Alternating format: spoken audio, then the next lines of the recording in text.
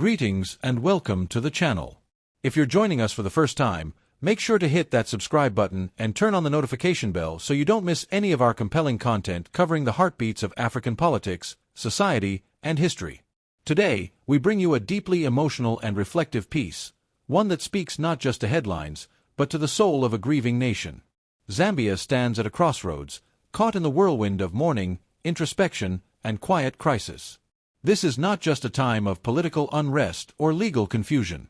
It is a time to mourn one Zambia, one nation, and to question what the future holds for its unity, identity, and values. The death of former President Edgar Chagwa Lungu has shaken Zambia in ways far beyond the loss of a former leader. His passing has unsealed old wounds, reignited debates about legacy, justice, and leadership, and exposed rifts within the political and cultural fabric of the nation. While Zambians gather in mourning, a quiet storm brews beneath the surface. The very motto that once unified the country, one Zambia, one nation, now feels like a plea rather than a declaration. Citizens from all walks of life are left grappling with a simple but profound question: are we still one? The air is thick with grief, but it is also filled with uncertainty. For some, the death of Lungu marks the end of an era, a final chapter in the story of a man whose presidency drew both praise and controversy. For others, it has opened the door for political jostling, finger-pointing, and renewed power struggles. The state's handling of his funeral, from delays to debates over location, rituals, and security, has been scrutinized and politicized, leading to deep national soul-searching.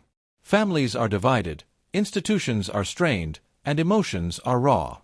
But this moment also calls for something bigger than politics. It demands national reflection. It is a chance to look back not just at the legacy of one man, but at the journey of an entire nation.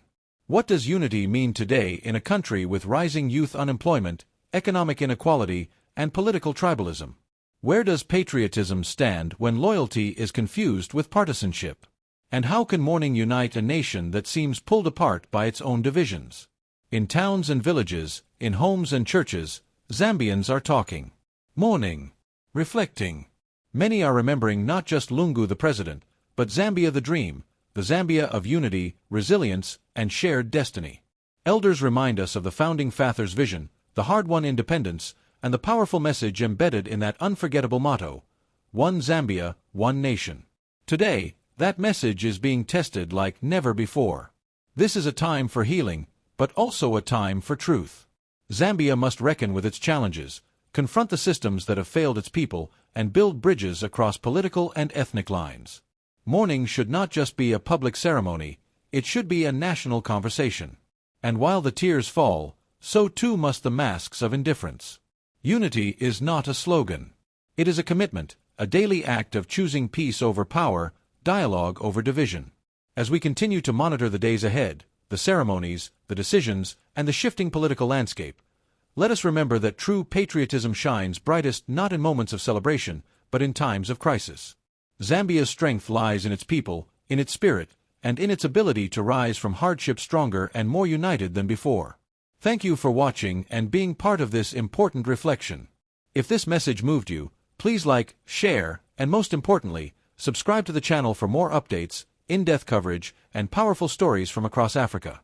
Until next time, stay strong, stay thoughtful, and stay united. One Zambia, one nation.